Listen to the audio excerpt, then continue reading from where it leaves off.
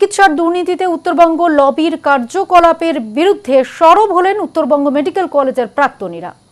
Uttarbanga lobby নামটি থেকে বিরত থাকার আবেদন জানিয়ে তারা বলেন, যারা অসাধু চক্রের সঙ্গে যুক্ত তাদের দৃষ্টান্তমূলক শাস্তি দিতে হবে।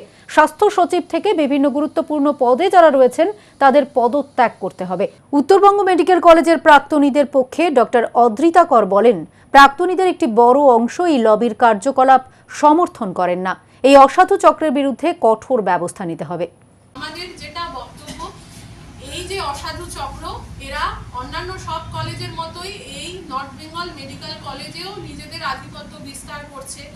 নম্বর বদলানো থেকে শুরু করে, প্রতিবাদীদের কণ্ঠরোধ থেকে শুরু করে, বিভিন্ন ধরনের মেয়েদের সাথে অশালীন আচরণ, অভব্য আচরণ থেকে শুরু করে বিভিন্ন ধরনের দাদাগিরি তারা প্রতিনিয়ত করে চলেছে।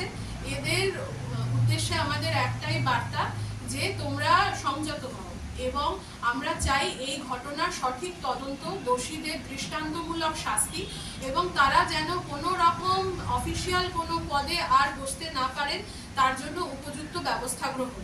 আরজি করে অভয়ার সুবিচার এবং যথাযথ বিচার এবং সময়ের মধ্যে বিচার, যেন তারিখ পে তারিখ না হয়, সেটাও আমাদের দাবি।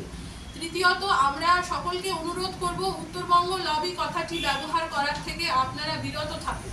এতে উত্তরবঙ্গ, মালদা থেকে আরম্ভ করে কুচবিহার অবধি সকল মানুষকে আমার মনে হয় অসম্মান করা হয়।